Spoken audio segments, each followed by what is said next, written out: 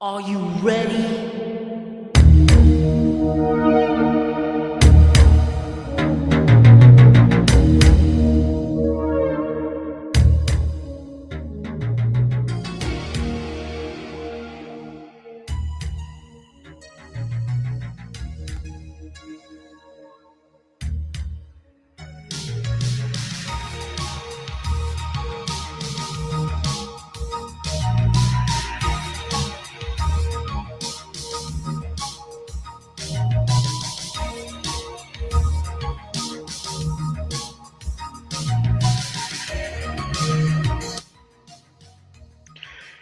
Take Three Wrestling Podcast. We are live, baby, live for the final time before WrestleMania 42 from Viva Rock Vegas.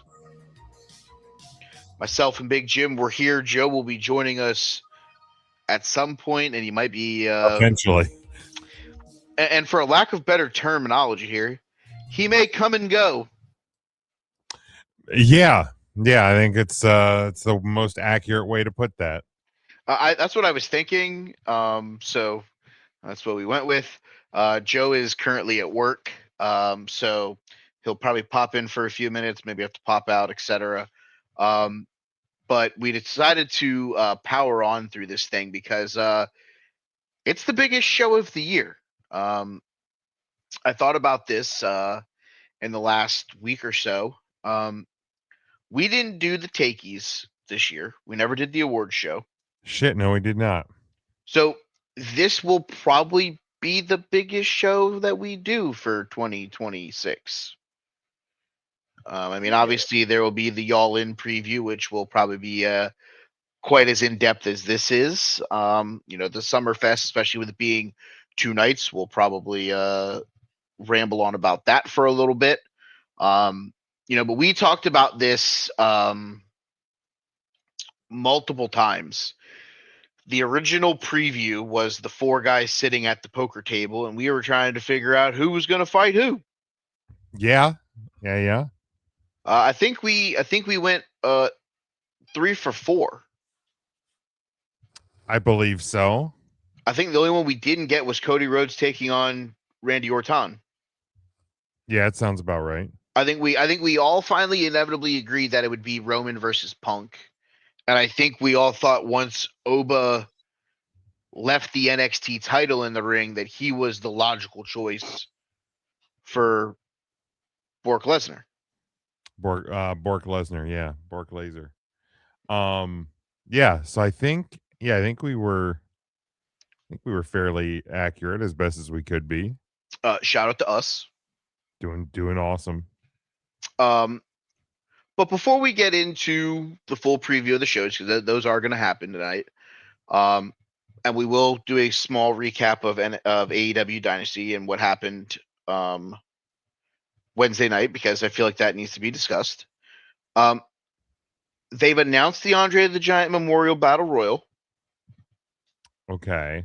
And they've announced the MFTs, the things that you can trade on any of your like Coinbase wallets, taking on a sick family of Wyatts. That's right.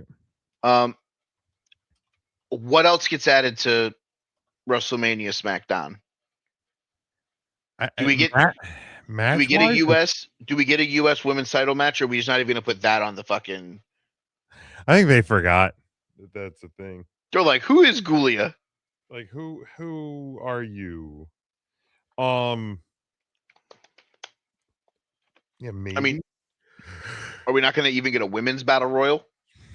I don't think they've done the women's battle royal in a couple of years. Or are there just so many women's matches already on the show that they're like, well, any woman that we wanted to get on the show, well, they're there. Yeah. Besides Io. Yeah, I don't think they've done a women's. It's been a couple of years since they've done. I don't think they've done one since the pandemic. Really? Yeah, let me do a journalism on that as we welcome in Joe for the time being. Yeah. Hola. We said that you were going to come and go. Don't I always? See, I knew that. Yep, there it is. Yeah, the WrestleMania Women's Battle Royal happened in 2018 at WrestleMania 34 in New Orleans, in 2019 at East Rutherford, New Jersey. It hasn't been done since the pandemic. Naomi won the first one when she got the ovary trophy. Hmm. And then I think I guess they did the trophy again the next year when it was Carmella. Ugh. So Sarah here's my Logan thing. was the runner up for the second one. Here's my thing. I don't know yet how to break to my boyfriend that Io Sky is not on the WrestleMania card, and I'm Oh, pretty sure he's not a wrestling fan, but he is an Io Sky fan. You stare at him, you let him look you in the eyes, and you then do her little The that's thing. actually And that's actually a pretty thing good. is, I don't even have a good explanation for it though, because Homegirl deserves to be on the card. I still stand by that.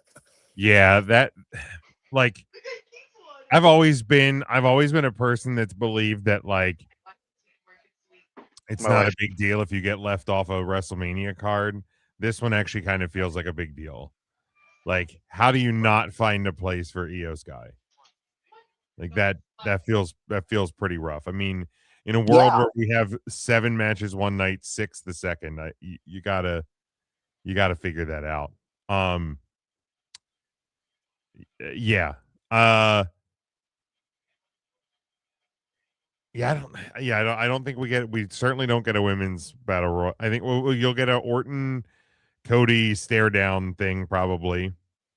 we're talking about for SmackDown. Yeah, Well, because they announced the men's Andre the Giant Memorial big trophy, stupid fucking thing, and Is the yeah. battle the memorial. MFTs versus the sickly Wyatts. Oh, and the feud that never ends. It Correct. just goes on and on, my friend. Um, have they announced the women's US title? LOL. That's what we were actually just talking about whenever you came in. And my guess is it won't happen. As sad as No, I don't think it will. It's funny because I don't remember about you, Jim, but I know Mike for sure was very all in on they're gonna add a women's US title match to this WrestleMania card.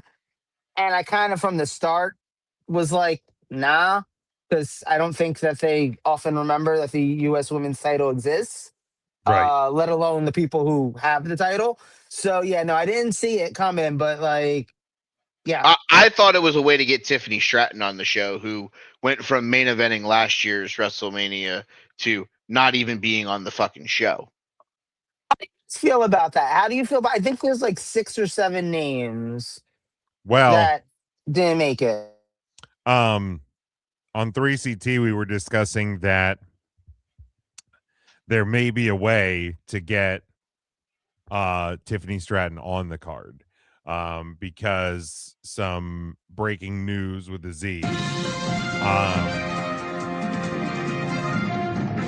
Is that Nikki Bella has been seen at WWE World in a walking boot, and it would appear that the ankle injury is not quite healed yet. So there's some rumor, a buzz that Nikki Bella is out of WrestleMania, having to be replaced. And we were discussing some potential options. Like if you dig back in the Legends vault, Alicia Fox has had history with the Bellas. She is in TNA, and TNA and WWE obviously play nicey nice with each other. Certainly get her in the mix. I think Natalia has had interactions with the Bellas, could potentially get her in the mix. But one name we brought up who feels very like Bella Twinny in a way would be a Tiffany Stratton. Kind of fits that vibe, diva esque, if you will. Could potentially get Tiffany in the mix there. So well, that'll be something to keep an eye on. I would imagine if it because that match is supposed to be on Saturday anyway. If Nikki is not going to be able to take part in WrestleMania, I could see them doing whatever has to be done to make that fourth team for that match. They could incorporate that into SmackDown tomorrow too. I, I'd almost just rather not have Brie Bella in the match and take both Bella twins out, and that put the Kabuki Buki Dookie Dookies in there, or put a Tiffany Stratton and a mystery partner. Maybe, she was pushing around Chelsea Green saying that she was going to help Chelsea Green. Maybe we get the Tiffany Stratton Chelsea Green team nobody asked for. Right. To get both of them on the show. I mean, at this point, and this is no disrespect to Brie Bella, but if it ain't the two of them, I'm okay with neither of them. Yeah, sadly. And again, it's not because I think Brie Bella is bad. It's not because I don't think they don't deserve their spot. Sure. But twin magic is twin magic, and if I'm getting half of twin magic, I'm okay with giving that spot to somebody else. Correct. And then maybe this was the Bella Twins were supposed to win the tag titles here at this show, so now we got to pivot altogether. Well, you got plenty of pivot options here.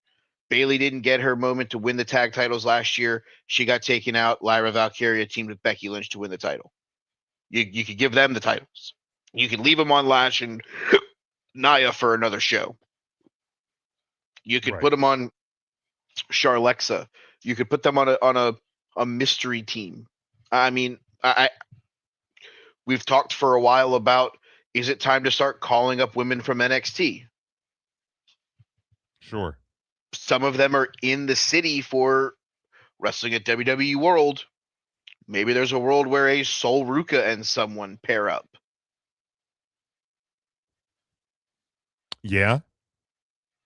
I would have said it's a perfect place for Zarya and Sol Ruka, but they're not a team anymore. They are not. Yeah.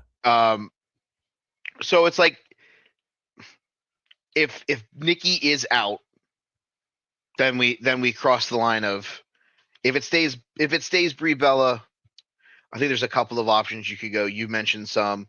I wouldn't even be opposed if they got a one-off from Carmella. Yeah.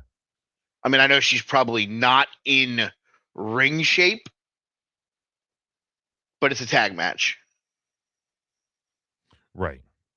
Don't need her for a lot, but it'd be cool to see her come back and have a match at WrestleMania after having her children and Graves being on commentary and things like that.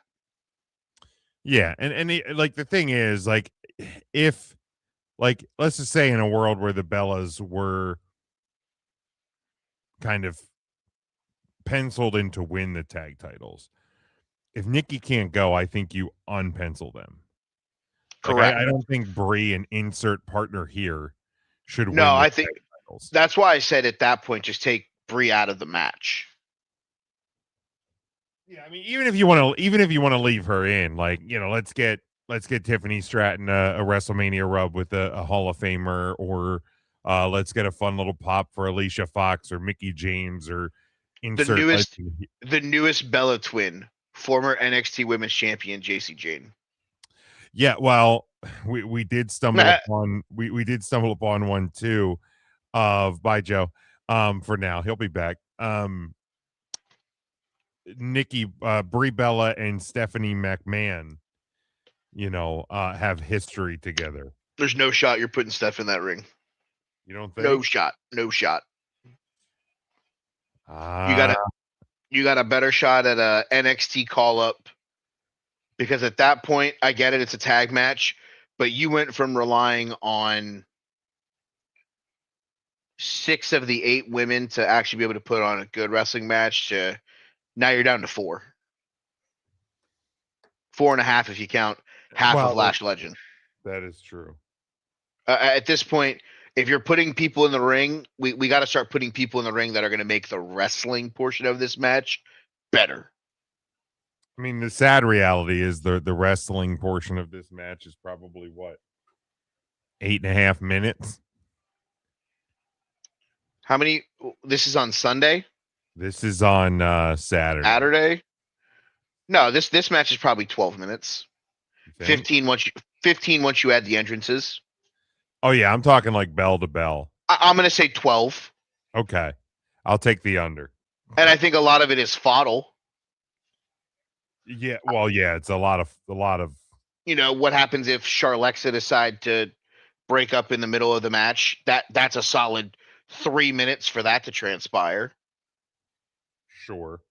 That's what I'm saying. I do think it's a lot of fodder. I don't think it's 12 minutes of actual wrestling. No.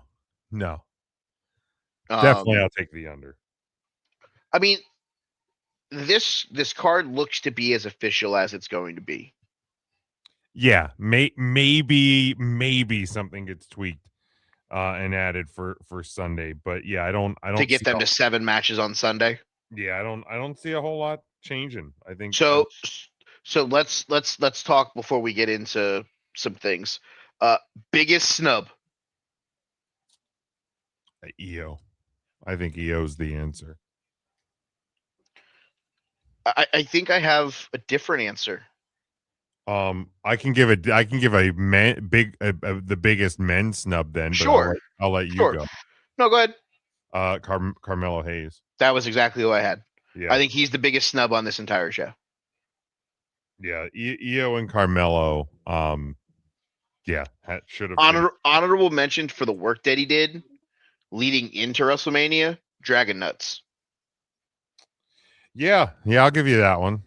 I mean, he's not a microphone guy, but goddamn, that dude wrestled his ass off in the month of December through February. Right, you couldn't make it a 7-man Intercontinental ladder match. You couldn't make it a fatal 4-way for the IC title and put Mello and Dragon Nuts in there. They have history with Trick. So True. here's the crazy thing. For a viewer like me, oh my god, that sounds like the old like PBS and viewers like viewers you. like you. I haven't watched obviously any SmackDown this year. It's just not been on my radar. I don't get USA, yada yada yada. You work most Fridays. I work most Fridays, the whole 9 yards, right? So so I haven't seen any of that. But I've watched a few episodes of Raw. I'm not gonna say I've watched more than like 3 or 4, but I've watched a few episodes of Raw. I've watched all the pay-per-views. I've watched, Royal Rumble. I've watched Elimination Chamber. Because of that being the viewing that I've been exposed to, EO Sky is the highest, most obvious glaring omission. Because I can go through the list of all the wrestling matches that I've watched new this year. I've been keeping that list. I can go through that and find EO Sky on that list like 6 or 7 times out of like 30 something matches. She's If you been highly part of Raw and on the pay-per-views and Saturday night's main event. She's been all over everything. I haven't seen Carmelo Hayes wrestle once this year because he hasn't been featured on any pay-per-view or on a Saturday night's main event or anything like that. He's if you not want on their radar. if you watch SmackDown, he'd be on the show on the list as many times as Io Sky is, with her being And on I believe pay-per-view. that. I believe that if I watch SmackDown. But that's the thing, though. It's like I feel like, especially by leaving him off of all the pay-per-views, not even just this year, but I mean, when's the last time he wrestled on a pay-per-view? WWE's already kind of conditioned me to not expect to see a Carmelo Hayes, to not feel like him being left off of a pay-per-view card is an omission. Whereas Io Sky has been so featured month after month, show after show, that her suddenly just not being there on the biggest show of them all is a real what the fuck moment for me personally. Yeah. So let me then peel this back. Maybe the problem is Io Sky was the tag along for the biggest act in the women's division for the last 4.5 months. Yeah, I mean because they did the tag title team gimmick. And, that's what I'm getting at. Maybe she wasn't even supposed to be on the radar for as long as she was, but she was Rhea Ripley's tag partner. Which, I mean, here's the deal: she was 1/3 of the best match, maybe in WWE last year. Correct. So like, and she is was a tremendous performer in that and throughout the year. Like, if she's actually that far off the radar and was only there to be Rhea's sidekick, that's probably an even bigger indictment on the booking process right now in WWE than just her missing the Mania card. Correct. But look back at last year's card. Tiffany Stratton was the champion. She's not on the show. Yeah. I mean, there are other females who are putting in the work. Chelsea Green is probably one of, if not the most over heels on SmackDown, isn't even sniffing the show. Maybe it's the fact that aside from the men's intercontinental title, which was an afterthought while Dominic Mysterio held it, um, nobody that has a mid card title until Sami Zayn won the U.S. title had a lane to be on this show. Yeah. You were putting AJ versus Becky on this show, whether she was the women's IC champion or not. It didn't matter. The title's a cool prop to get us there. You don't have the women's U.S. title. You have the men's U.S. title because Sami Zayn won it from Carmelo Hayes and is going to lose it to Trick Williams so that you can put over one of your growing stars. And the men's IC title, it took getting off of Dominic Mysterio so that he could fight a returning demon with no title on the line, that you're now putting into a human car crash with 4 luchadors and Rey Mysterio. Right. I don't know that necessarily that any part of the mid card it has a viable leg to stand on. You're on the show this year, doesn't mean you're going to be featured on a pay per view the rest of the year. Yeah. Look, I feel like that's the problem with these 5 or 6 match pay-per-views, right? Like, where do you fit a mid card in when you've only got 6 spots on a pay-per-view event? Because you've got 2 world titles, one on each brand. You've got 2 women's world titles, one on each brand. You've got tag titles. You've got this. You've got that. There's no room for just random mid card feud match the way there was in 1997 or 2007 even. Like, I feel like the product right now and the way, especially that the pay-per-views are, are structured. And it's funny because I feel like when the Triple H started doing this and you'd get these 5 match pay-per-view cards, 6 match pay-per-view cards, it felt kind of refreshing. And now looking at it, it's limiting. Like, it is a reason why there's a lot of people that deserve a spot on a pay-per-view and are sitting at home instead and getting their match on SmackDown or getting their match on Raw the next night or whatever the case may be. And they're not getting highlighted the way that they probably deserve, honestly. what I will say in that regard, if you were doing the 6 match pay per view cards, go back to doing show cards. Let us have a 6 match SmackDown pay per view. Yeah, I agree. Let us have a 6 match Raw pay per view. Like, go back to brand centric shows at this point, because I'm surprised they haven't. It's just more ticket sales and in theory, like, not pay-per-view buys, but you know what I mean. Like, more it's more content. More shows. content Yeah, for more ESPN, content. yeah. I mean, if you're going to do Saturday night's main event once in a blue moon, why can't we have a Raw pay per view at the beginning of the month and a SmackDown pay per view at the end of the month? Or I don't even think they need to do or one a month. pay-per-view a month thing. Like, January you do Royal Rumble. It's both brands. February is a Raw. SmackDown.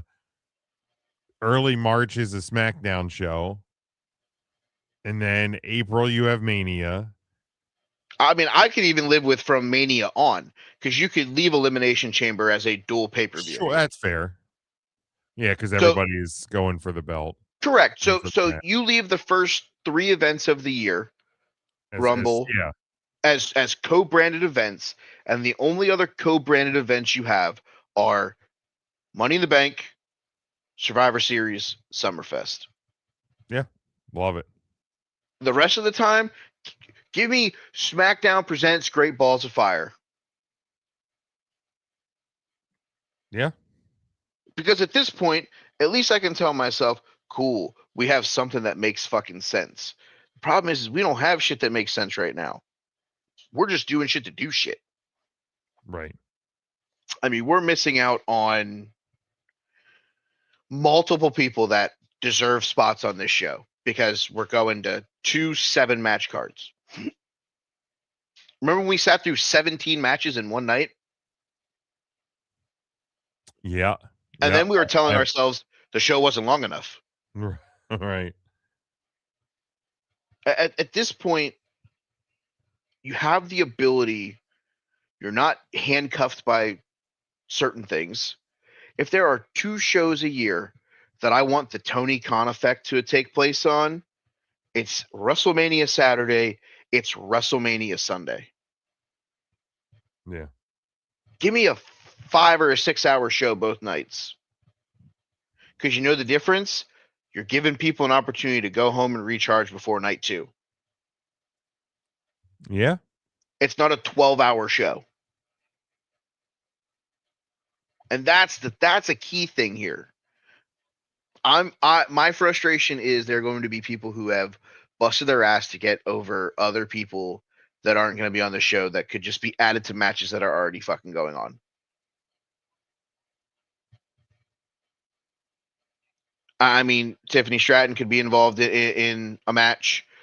Mello and Dragunov could be in that U.S. title match. That Trick could still win, and it isn't going to hurt anyone. I think we touched on this one last week, so I'll just I'll reiterate a little bit of my feeling from last week. I like singles matches on WrestleMania cards. I do. I like I'm okay with 1 or 2 multi-man matches. I think the IC title ladder match, that's whatever. Like that's been done before on WrestleMania, so I'm fine with that. But I like when we get one-on-one matches at WrestleMania. I like when people actually get like a spotlight like that. So I'm not necessarily eager to see people added to any matches, but I do sort of feel like on the biggest show of the year, you probably could have given us 16 matches, 8 and 8 over 2 nights. I feel like that was doable. And if you do that, that's 3 matches that you're adding to the show. That is 3 matches that you could put any number of people in. Like there's plenty of space at that point. At least you can at least get 6 to 8 deserving people onto the card just doing that. Yeah. So my issue with that is recently, and I'm just going to mention recently, with the exception of Cody Rhodes versus Roman Reigns from WrestleMania 40, most of the really good matches at the last couple of WrestleMania have been multi-man matches. The night 1 main event last year, Roman Reigns, CM Punk, Seth Rollins. The women's match that we've talked about is an arguably match of the year candidate. Bloodline Rules.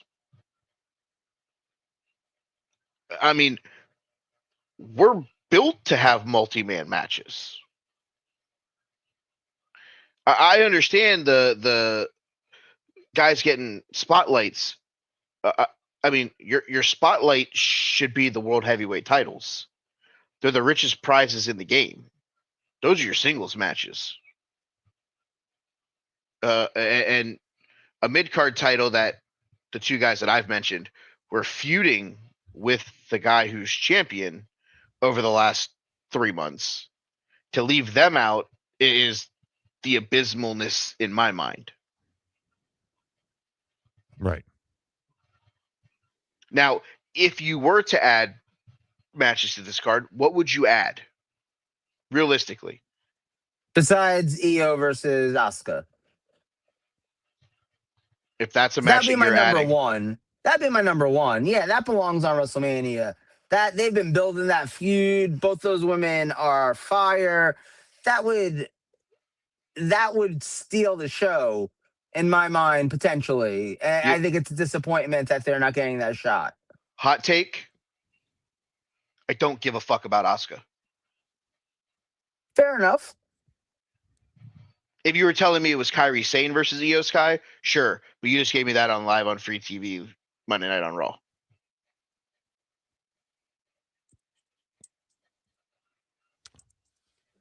Yeah.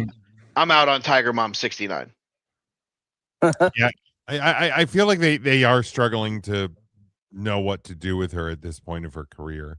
That's kind of my frustration. But I mean, besides getting EO on the card, with EO, Kyrie, or whatever, like for me, I don't know that I need to add anything. I mean, maybe what Golia versus Tiffany Stratton to get a women's US title on the card, but like it's so unfeatured on the show that why are you gonna make it a Mania match just to make it a Mania match? But it's more about like getting Carmelo on the card into make that a multi-man match. That's I where mean, I can tell you the easiest match for me: What's that? The Miz and Kit Wilson versus Damian Priest and R-Truth for the tag titles. Oh, that's fair. Because that's your Danhausen segment. I mean, yeah, it's wild that Damian Priest isn't anywhere on the show. I will say that. I think that's wild. But I'm not gonna lie, I have 0.0% interest in seeing Damian Priest and R-Truth defending the tag titles. Like period in life in general. Yeah, I mean that's the sad reality is it's like, oh, we brought back R-Truth, so we need to do something with him. Yeah. Yeah. That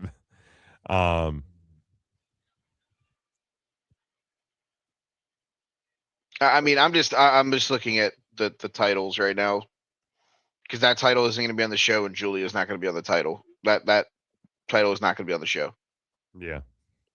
Those are the only two titles that will not make an appearance on the show. The other set of tag titles will not be defended because Division is in the 6-man tag match.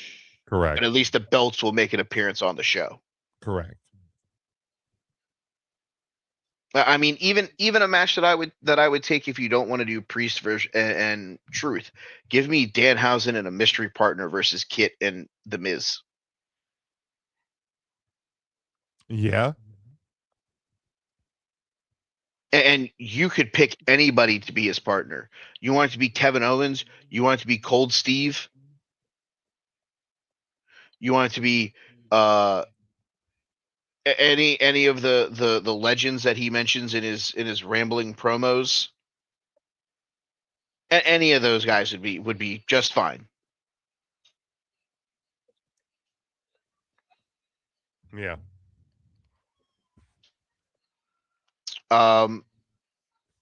Do we want to do a night one? Just rip the preview of that while we're here, while we have Joe.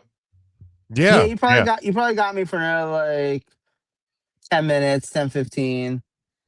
There we go. Yeah, let's let night one rip. Of course, Saturday, April the 18th, both nights, 6 p.m. The first hour for this one is 6 p.m. the start of the show. I believe so. Yeah, that's fucking brutal. Yeah, I think they started. Yeah, I think they started early last year. But yeah, 6 p.m. Start time for both nights. First two matches of night one will air on ESPN2. The rest will remain on ESPN Unlimited in the US or Netflix internationally.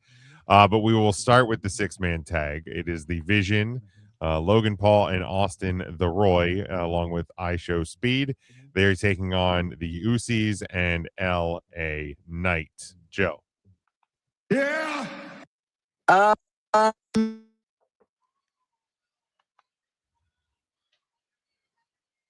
Oh no. Did we lose him? Probably. You hear me? Oh, yeah, now. Yeah? Yep. Okay. I feel like, especially since this is going to be on ESPN, probably the Usos and LA Knight that are winning. All right, Mike.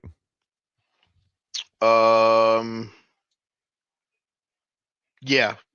Usos and the LA Kings.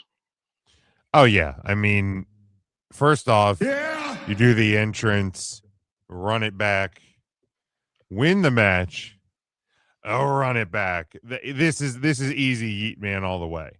This and this will open the show 1000%. Get that fun business out of the way, get people locked in by the subscription, and move on your day. Unsanctioned match, Jacob Fatu versus Drew McIntyre. Joe. Ooh, you know what? I feel like Drew needs the win. Like, I I want to see Jacob Fatu win a WrestleMania match. I think that'd be great for him, great for his career. But I don't know that beating Drew McIntyre really does that much for anybody because everybody beats Drew McIntyre. I almost feel like this is one of those where Drew needs the win so that the next person that beats Drew, at least it's like, okay, well, Drew won at WrestleMania. So like it matters again if you beat Drew McIntyre, you know? Like let's let Drew win here and let's let Jacob win at Backlash. Like let's have a rematch there and maybe in a steel cage or something and let Jacob win there, you know? I don't think Jacob loses anything by losing this match, and I do think Drew needs it more. So Drew McIntyre. All right, Michael. I feel like for the last 6 months on this show, all I've heard is Drew McIntyre needs this win. I'm kind of fucking sick and tired of hearing about how many wins Drew McIntyre needs. I'm kind of fucking over it. Because he never gets any. He was just world fucking champion. For like a cup of coffee. That's more than I've had the world title for. I mean, valid. Roman Reigns held it for 5,794 days. That's right. I mean, we didn't have a single champion in that time. So the fact that he's held it for days is more impressive than anything else. Days, weeks, months, doesn't matter.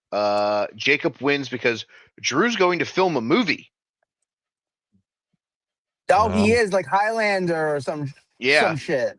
Yeah, so Jacob takes him out. Drew gets like carried out of the ring in a stretcher so he can go record his movie. And then he comes back and he probably wins like the US title from I Show Speed. Because Drew McIntyre needs a win. Yeah, I mean, I think Jacob will win here. Even before remembering that Drew has a movie role coming up, I think I was probably leaning Jacob. All right, main card with singles match for the women's world title. Stephanie Vaquer defending against Lil Liv Morgan. Joe. It's Liv Morgan's time to shine. I'm sorry, Steph. I love her. Even if, unfortunately, a lot of her gimmick is boiled down to one move. It doesn't deserve to be. She's got a lot more talent than that. But this is Liv's time, right? Like this feels like it's been years in the making at this point. Like I know she went into a WrestleMania as a champion and defended and lost the belt. Did she? Was that even a thing, or did she lose before No, she WrestleMania? got hurt. That's right. So even more so, this feels like actual years in the making. Like let's let Liv finish her story. Michael. Would not be surprised in the slightest if Roxanne Perez and or Raquel Rodriguez turn on Liv Morgan here. That being said, I think Liv wins the belt, and I think the turn comes Monday night. That's what I was thinking. Nice. Yeah, I think Liv is 1,000% winning the title. What happens, whether it's she turns on people turn on her, however it's going to play out, it will be with Liv Morgan as the world champion. So I think that's the obvious thing here. Singles match for the women's intercontinental title, AJ Lee defending against Becky Lynch. Joe. Who's the champion? AJ is the champion, right? AJ is the champ, yeah. It feels like there should be a new champion, but it doesn't feel like AJ Lee is losing at her WrestleMania. Especially because I don't know that Punk is winning, so I'm gonna take AJ. All right, Mike. There's no way both women's singles titles are going to change on the same show. I'll take AJ to retain. Oh, that's kind of a good point. I'm not going to change my original thought, which is Becky Lynch winning, because I think AJ Lee probably goes away for a little bit. I know they've tried to, the reports were that she's a full-time superstar, but I'm not just sure that I believe that quite yet. But that is a great point about the multiple titles moving. I could see her losing the title to someone Monday night on Raw. A debut of sorts. Oh, okay. A JC Jane, a Sol Ruka, a returning Saraya. All right. Yeah, I could see that. Yeah, that could be interesting. Yeah, I hope they do something with Raw after Mania this year, because I feel like it's just been a boring episode of Raw for the last few. Fatal 4-way tag team match for the women's tag team titles. Irresistible Forces, Nia Jax and Lash Legend defending against Charlotte Flair and Alexa Bliss, Bailey and Lyra Valkyria, and, at least as of now, the Bella Twins.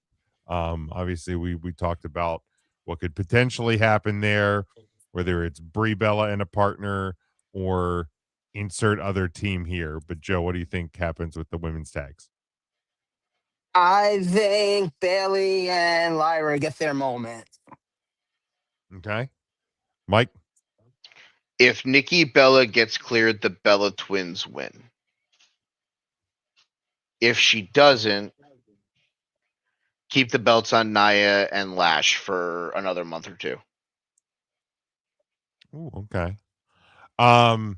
Yeah, I think if the Bellas are healthy, they're new tag champions.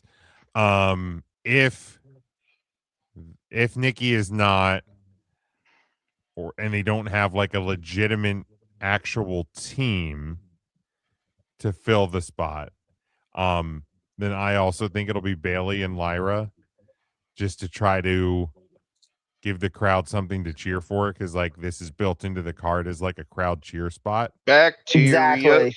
You know what I mean? Like, so like Nia and Lash are not that team. So yeah, we will see. But I am selfishly, because I am a Nikki Bella mark, hoping that the boot, the ankle walking boot is all for show. How many times do we see professional athletes leave arenas in walking boots and they play the next week? Maybe it's precaution. I mean, the woman also walks around in 14-inch heels when she's not wearing her fucking wrestling gear. Well, that is true. I mean, let's be real here. Maybe the walking boot is like a, hey, let's make sure you don't roll your ankle in 14-inch heels while you're already battling an ankle injury. Right. And also, I mean, and I pointed this out on 3CT, is we live in a world now where everything is content, at the very least, for WWE Unreal. So this could all be for, her arriving in Vegas and still having this injury and limping around, and am I gonna make it? Am I gonna make it? Am I gonna make it to WrestleMania for the first time in years? And then magically, oh, she wakes up on Saturday morning and I feel so much better and I just need a rehab treatment, and this is how I'm preparing for my big match. You know what I mean? Like, sick cortisone shot, bro. Right, because like, let's be fair, we know the gimmick. Like, WWE Unreal is the most scripted real show as can be. Yeah, we will see what happens there. We'll keep an eye on that. I'd say pay attention to SmackDown tomorrow, because I'm sure you're going to find out one way or the other what might happen there. Two more for Saturday night singles match: Seth Rollins versus Big Gunther. Joe. This is one where I actually have no idea who's going to win. And I love that, because this one, this might be the match I'm most looking forward to on the WrestleMania card. And I know that's almost counterintuitive because it's the least built up match. It's the one that's had the probably shortest storyline out of almost all of them. But also, too, that's what's fun about it. That's what's exciting. It doesn't feel like the end of something, so it's not predictable as who's going to win or like how it's going to go. That said, I don't want Gunther to win, so I'm gonna pick him mainly because, like I said, like I want him to win. But I'm not gonna be surprised if Seth does win. The way I see it, like Seth doesn't need the win, and it's crazy. It's crazy in a world where Gunther is the guy that beat John Cena in his last match and beat Goldberg in his last match, and was a world champion and all that that it still feels like he loses here and people are going to be like, yeah, he's not ready for that next level. He is the next level. So honestly, like, you're dumb. But there's a lot of them out there that I feel like would make that argument. So let's give Gunther the win. All right, Michael. In a world full of CM Punk's versus Roman Reigns, I get Damian Mizdow versus The Miz. Because why the fuck is this match on this show? Because you got to get him on the show? Not necessarily because you're leaving out other people. So did you have to get Gunther on the show if you had nobody for him to retire? Did you have to get Seth Rollins on if Braun Breaker wasn't cleared? Doesn't feel like we have to do anything. Hot take. I like this match better than both of those potential matches. Nah, Braun Breaker versus Seth Rollins clears this by 3 folds.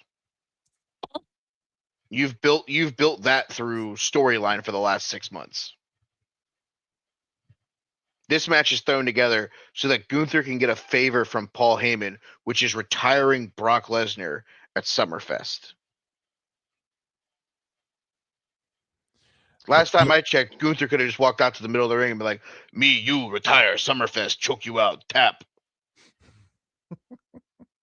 I chop you in chest."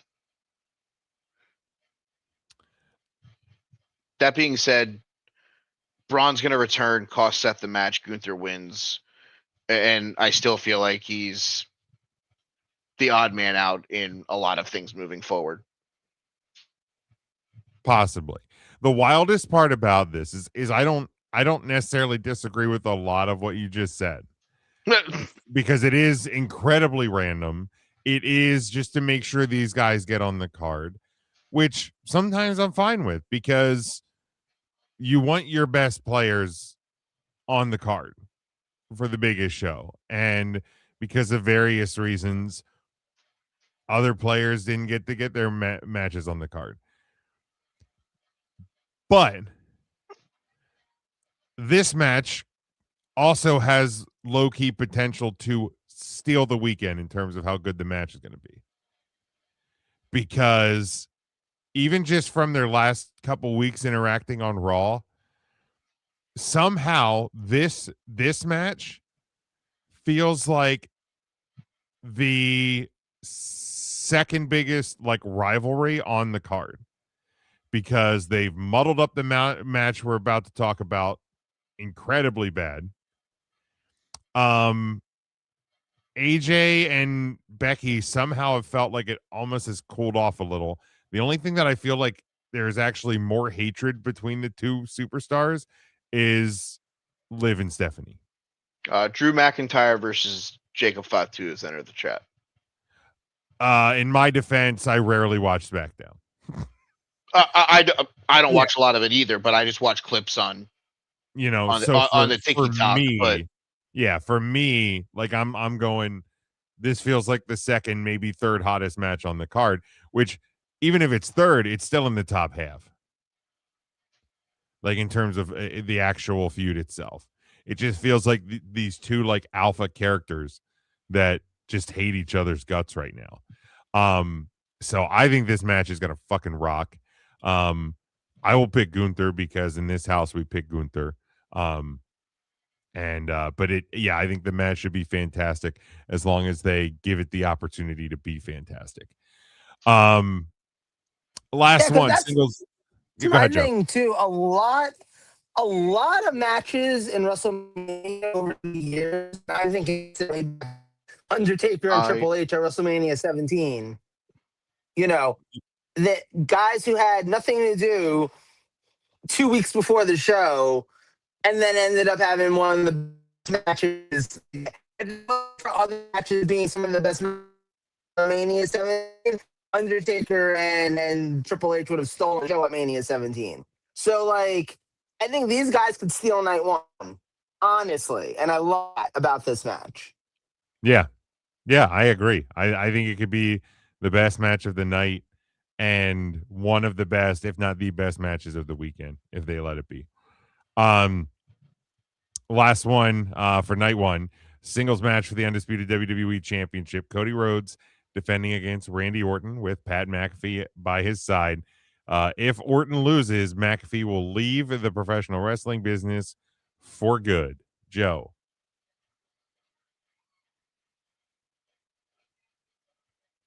Oh no, we can't hear him again. No, he's muted. Oh, so maybe he's working. Mike.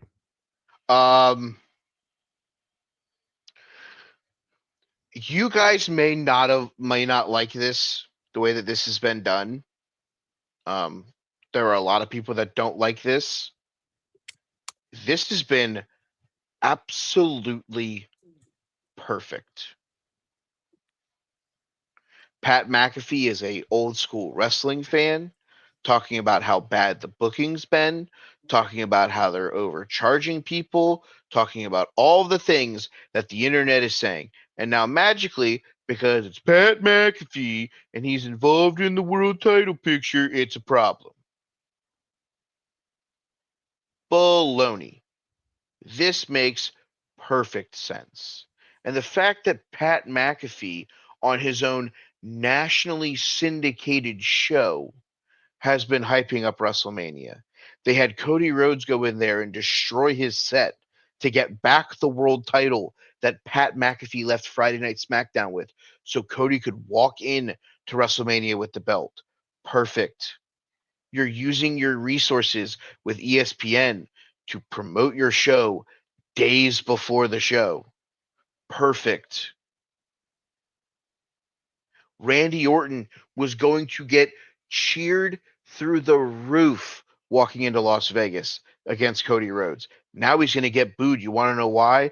Because they have the person that everybody wants to hate this week walking him to the ring. Randy Orton wins. Pat McAfee walks out with the WWE Championship around his waist, over his shoulder. You want to know why? Because it's going to make the internet community hate professional wrestling even more. Mission accomplished.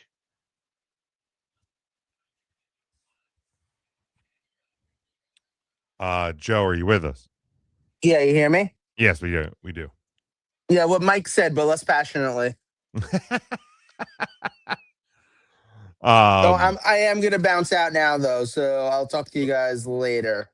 All right, sounds Okay. good. Go Roman. Like my feelings about Pat McAfee aside, You mean Pat McAfee? Pat McAfee, yes.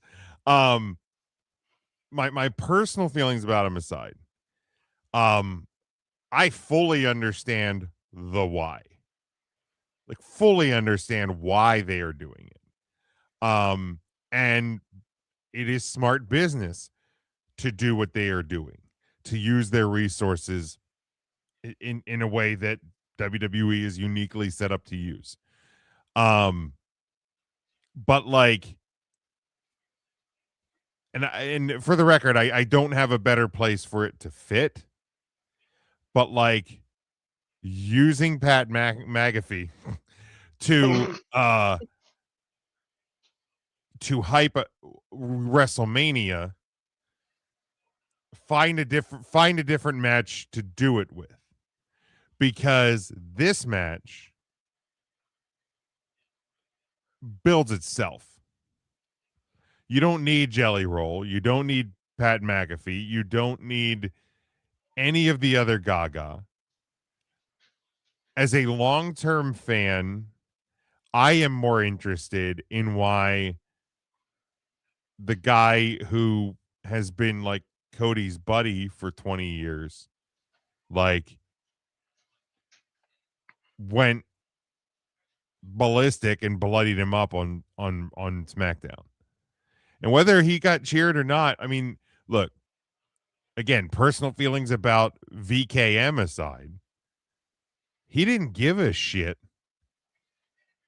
if wrestler A was getting booed and wrestling B was getting cheered or vice versa, because as long as people were there and they were engaged, we got them. If they're feeling something, we got them. The problem is if they're not feeling anything. Correct. So like, to me, it's just like, man, let this story story. And I think what bothers me more about it is just watching. I did watch SmackDown last week. I watched a little bit the week before. The execution of what they're doing on the show, not the stuff outside, not the Cody Rhodes going to the studio and McAfee having the belt on his show and stuff like that, when they're using their resources, but their actual 3 hours of TV programming on Friday night on USA Network, brutal. Like, it's not good. So No, it's part of the reason why I'm like, why the hell are Carmelo Hayes and Ilya Dragunov not on the show in some way, shape, or form? yeah, Because they're the two of them and Sami Zayn are the three best wrestlers yeah, bell to bell on that show, and we're leaving two of them at home. yeah. It's rough, man. So, like, Not great, Bob. not great, Bob. Yeah, like, it's, you know, find a way to do this. Use your resources elsewhere. That said, Randy Orton's absolutely winning. I think there is a like less than 8% chance that we get the double turn gimmick. I can't totally rule it out. I feel like it is incredibly unlikely, but I can't say that there's no chance that it happens. In that, If this was the night 2 main event, I could see something where Triple H does the Stone Cold from, he comes out, hands him the chair, Cody blasts Randy. Triple H is like, that was your protege. Well, you'll always be my protege. And I see more in your protege than I do you. And helps Cody win. And then Thursday night or Friday night on SmackDown, Cody debuts heel brown haired Cody. yeah. But I agree with you. I don't know that I can see it right now. No, like I said, and that's why I said if there's a extremely slight chance that it happens, but I'm not sold that it is. But my official pick is Randy Orton for sure. Oh, Randy Orton. Are we rolling into Sunday? We don't know when Joe's. I don't think Joe's coming back because he said go Roman. Okay. All right. Well, let's roll right into Sunday then. We have 6 matches on Sunday, April the 19th, again, 6 p.m. Your first 2 are going to be on ESPN proper for Sunday night. And we start, and what they have already confirmed is opening the show, Obafemi versus Brock Lesnar. If it ain't Obafemi, we riot. Yeah, I mean, you see my name. If Oba loses, we riot. There's no realistic world where Obafemi not winning this match makes sense. Right, like But here's the thing, and I've been telling people for weeks: prepare yourself for Brock Lesnar winning. I mean, Go into Sunday with the belief and with the mindset that Brock Lesnar's winning. Because if, when it happens, you will not be as surprised by it. what I will say is there is a reason why he is the 1 in 21-1. It will not surprise me if Brock Lesnar wins this match. No.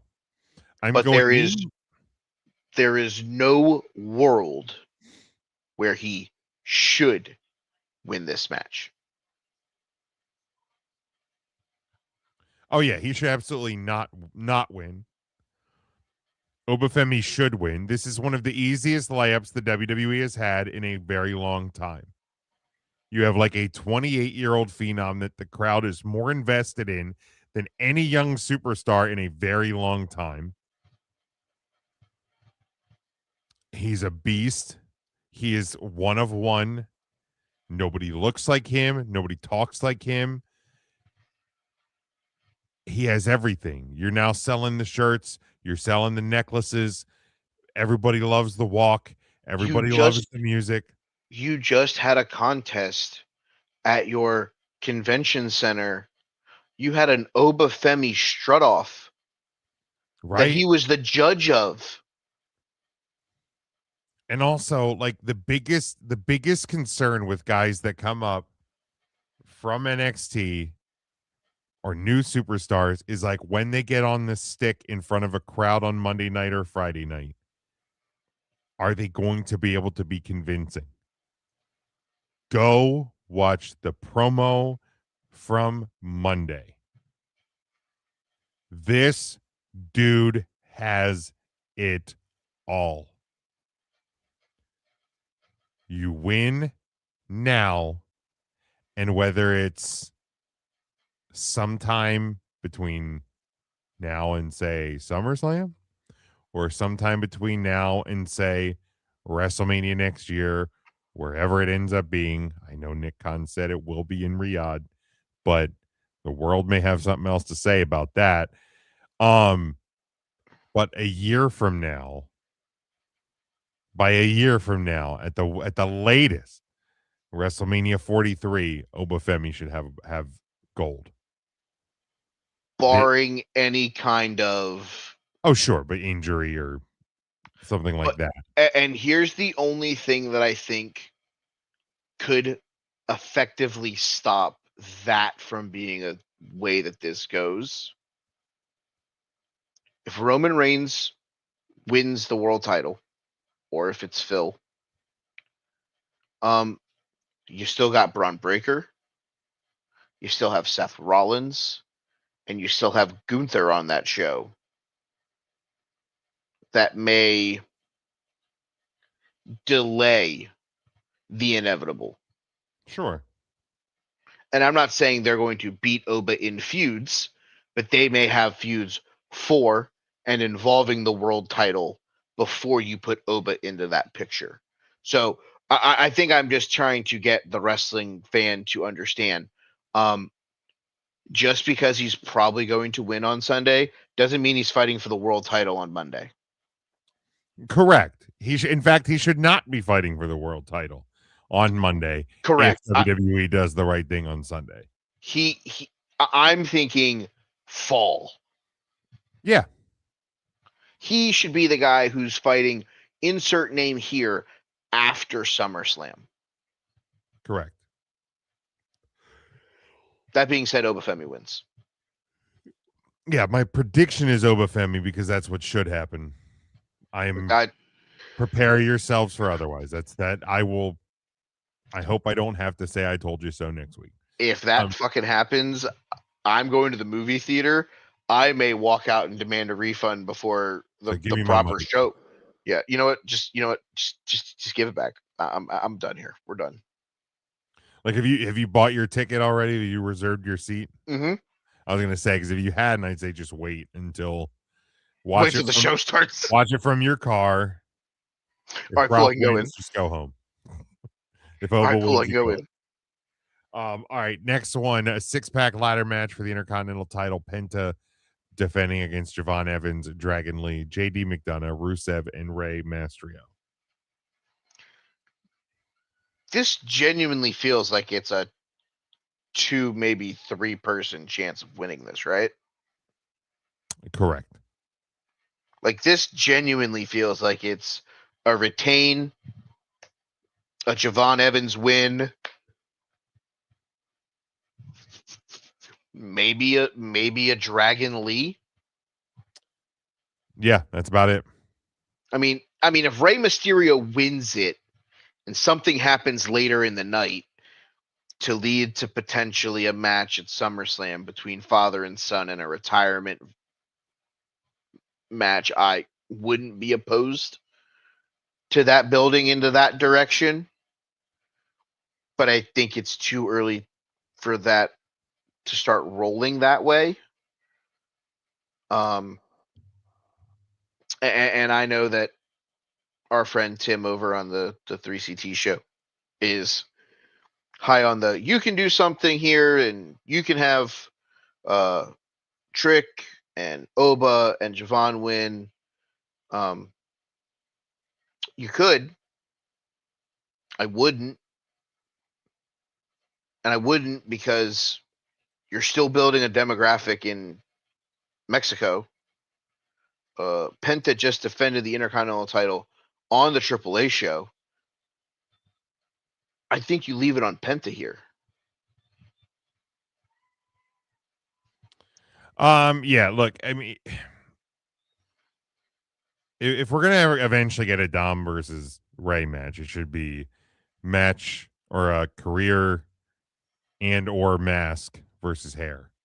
Correct. I don't think any title needs to be belonging in it. So keep Rey Mysterio and his busted ass body Rey Mysterio. Away from this Intercontinental title. Yeah, it should be Penta, Javon Evans, maybe Dragon Lee. I'm picking Javon Evans because similar to the Obafemi prediction, that's what should happen. Another opportunity, another layup right here to put it on a young star. Should be easy. This match should be a whole lot of fun, but we will see. Singles match for the women's WWE Women's title. Jade Cargill defending against Rhea Ripley.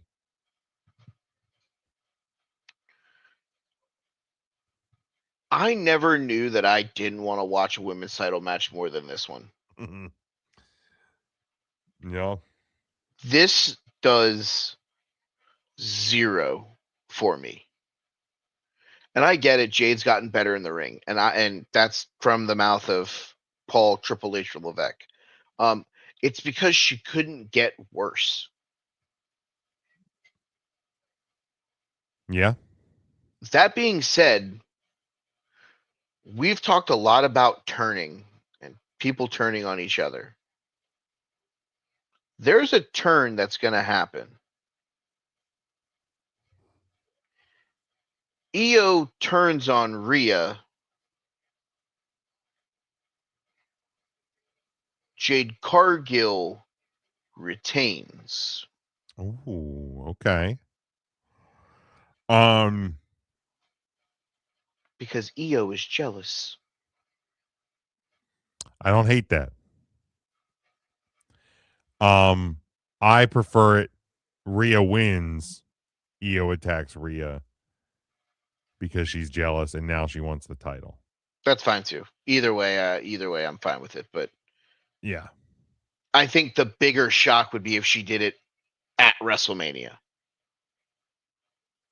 Yeah. If she does it in the post match, I'm okay with that too.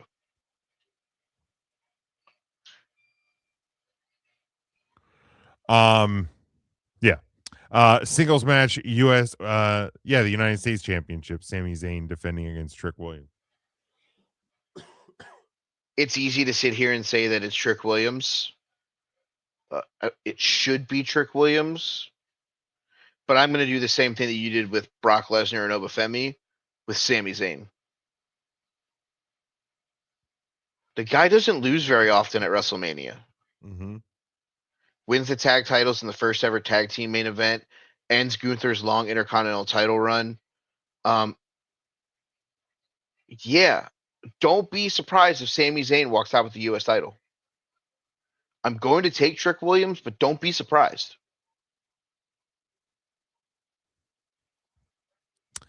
I feel like this match is a vessel to get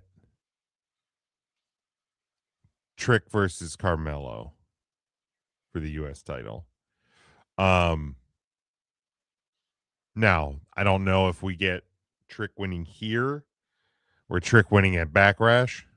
I will Maybe that's when they do the fatal 4-way between maybe. Trick, Dragon Nuts, Mello, and Sammy. But I guess in the interest of not every title changing so far, I will pick Sammy to retain. But I think Trick probably should win. I think he should win too, but I will not be surprised if Sami Zayn walks out with the U.S. title. Yeah, definitely not. Definitely not as well. And then singles match, the Demon Finn Balor taking on Dominic Mysterio. Wish they would have saved the Demon for a surprise. Yeah, that would have been nice. That would have been nice. That being said, I don't think there's a world where Dirty Dom Mysterio should beat the Demon Finn Balor. I think if he was wrestling Finn Balor, I think, yes, Dom wins. The Demon hasn't lost to many of men.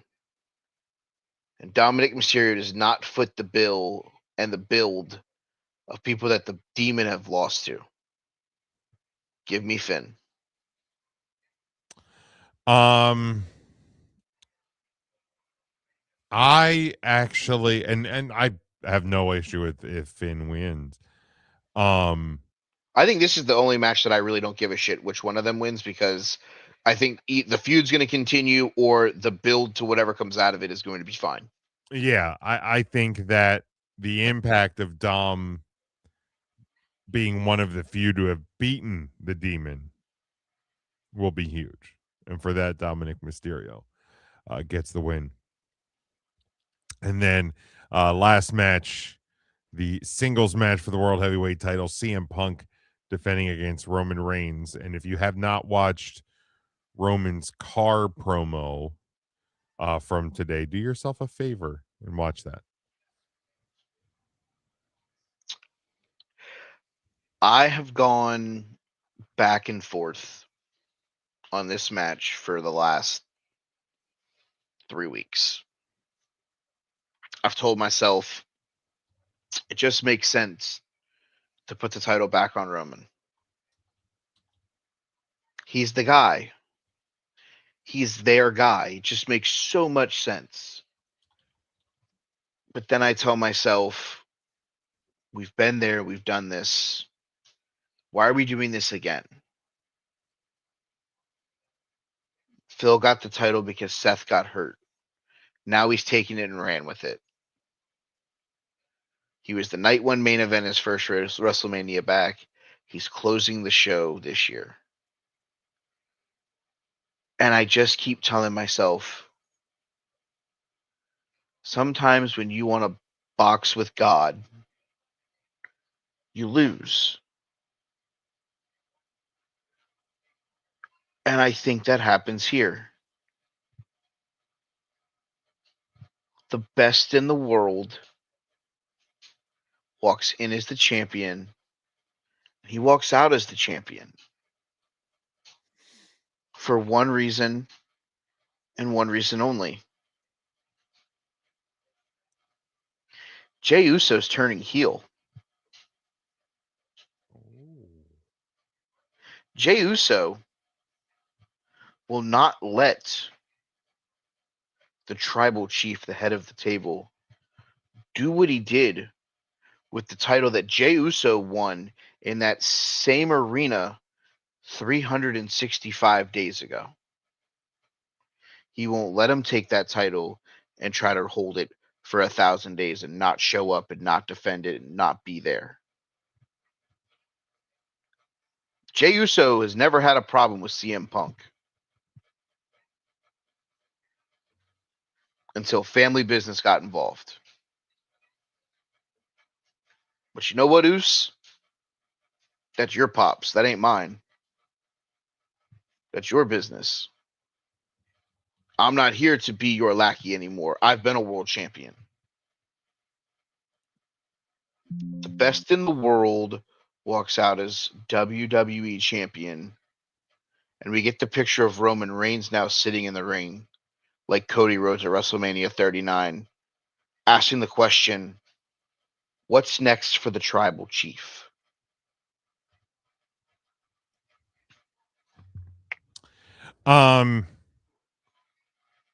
I love that.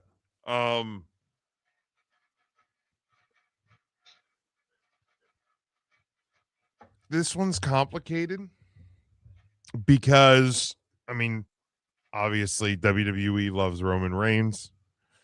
But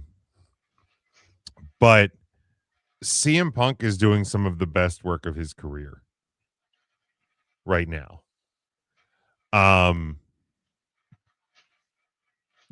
We're just absolutely firing on all cylinders. In great shape. Match work is good. Mic work is tremendous. And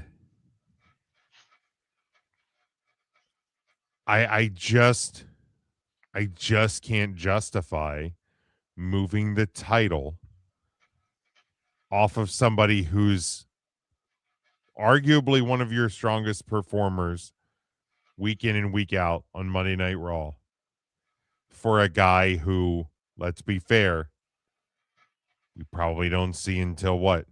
June? July after Monday night? If you're lucky. Like we don't need to have a disappearing title again. So give me CM Punk. Give me CM Punk. The best in the world, boys and girls. There's a reason why he has that moniker. Now, wrestlers of the week, because there was a lot that happened this week. Oh, yeah. We haven't even talked. We didn't even talk about AEW and the fucking four-corner fucking coffin drop. Yeah, I mean, because that was a decision. Yeah. I mean, I'll nominate him because that's a huge achievement. Darby Allin, your new AEW champion. That'll be my first nominee. I'm fading. I'll fully admit I'm fading at this point. It's been a very long week. But what I will say is this. Let me find the tweet. Because I tweeted this from the 3CT account today. And I want to make this clear while I'm pulling it up. I don't have a problem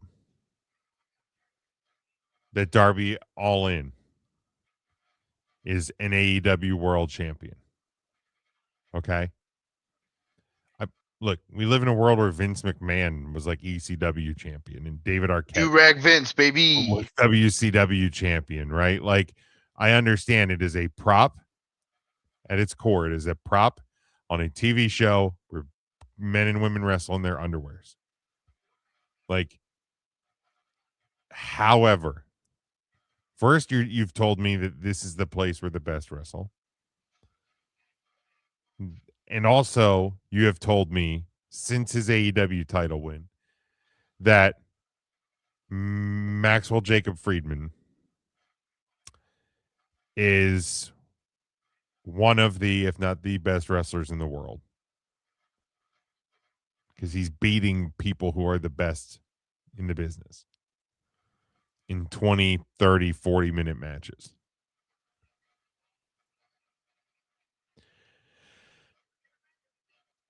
Multiple 20-minute title defenses against Brody King. 46-minute Texas death match victory over Hangman Adam Page. 38-minute title win over Kenny Omega. 4 other title defenses over 15 minutes, most of those over 20.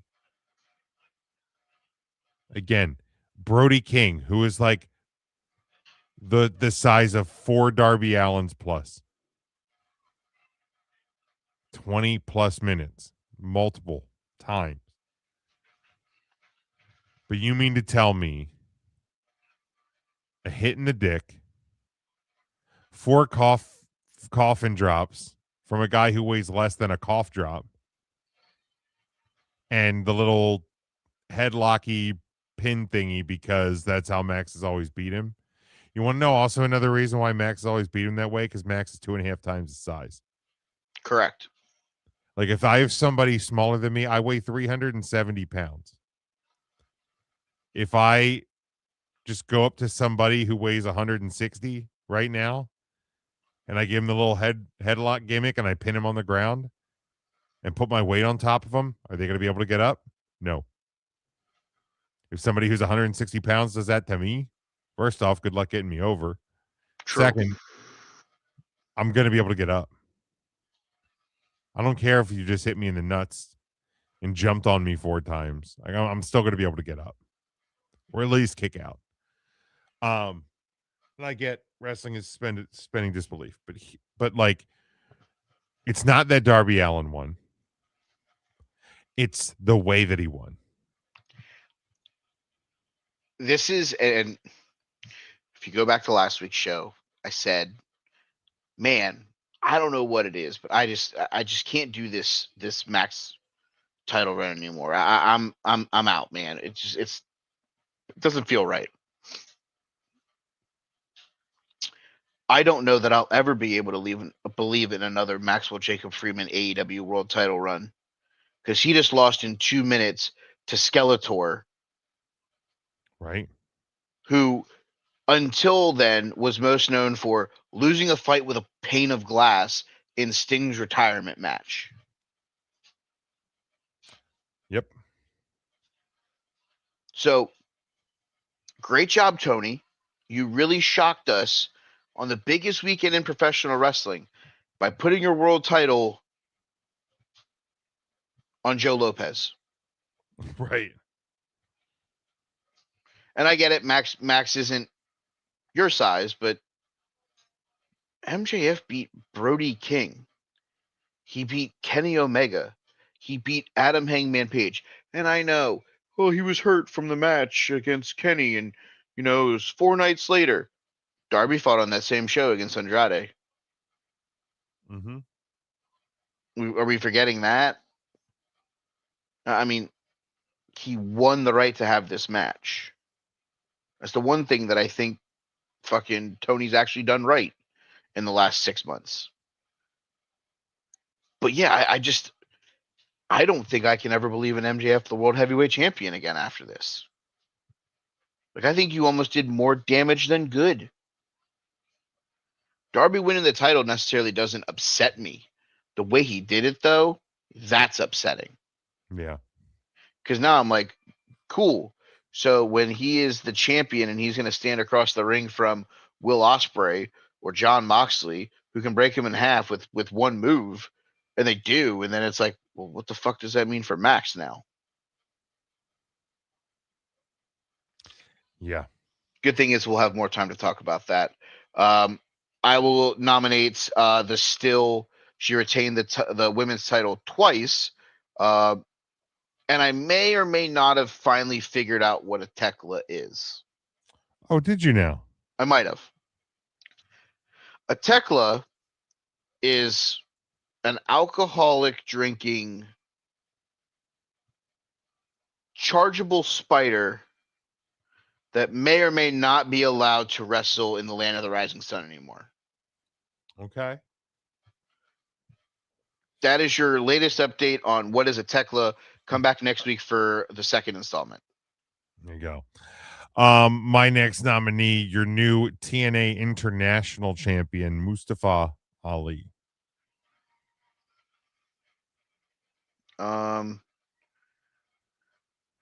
So this was where I would have nominated the Dogs for winning the trios titles. Gabe Kidd, Clark Connors, David Finlay. Well, Gabe Kidd got hurt, but even before he got hurt, they were only supposed to be one-day champions because they lost to the conglomeration of Roderick Strong, Orange Cassidy, and a returning Cool Kyle. My nomination is my official nominee is the conglomeration. Before we get to the final nominees, real quick, do you think that decision was made because of the decision that they made for the Casino Gauntlet Battle Royale?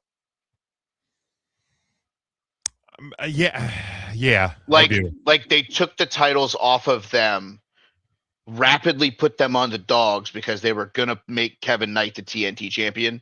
Yeah. Because that's kind of what I thought over the last day or two. That I watched the show. I went back and I was just like, man, I could see this being like, we don't want him being a third of the trios champion and the TNT champion. Let's get those titles off of them and really move Kevin into this role. Yeah. All right, cool. So I wasn't the only one that thought that. All right, cool. Makes sense. Last one for me is new TNA World Tag Team Champions, The System, Bear Bronson and Brian Myers.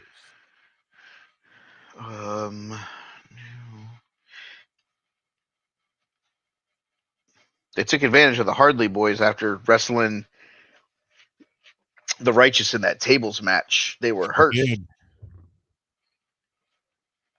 I will take the new TNT champion. I will take Kevin Knight as my last nominee. And that is Wrestlers of the Week. Joe Movie Podcast, all one word. We're an hour and 27 minutes into this thing, and Jim's been up for about 96 hours. So I can sit here and spew some more, but I'll save Jim the headache, the time, the hassle, and the sleep. Yeah, this week's been a long one. I'm looking forward to days of wrestling this weekend and hanging out with my peeps. But yeah, at Big Jim Sports on Twitter and Blue Sky, hit the link tree there. If you're friends with Matt over on the 3CT side, pay attention to his Disney podcast. The episode coming out here soon. You might hear another familiar voice. Spoiler alert. So check that out. Check out all the other stuff I'm doing and enjoy WrestleMania in the weekend. Programming note, potentially a post-night 2 show, depending Probably on... not for me since I'll be coming back from Cousin Brian's, but we'll there is a chance that me and Joe may do one if Joe rides to the show with me. If not, I may get on and do kind of a quick recap if you're not available, just because I'll probably have some opinions on what happened. I will say this to anyone who's out in the Las Vegas area: enjoy the weekend, enjoy the moments. This is what this thing is all about. If you're a wrestling fan, enjoy the wrestling, because that's what this is all about.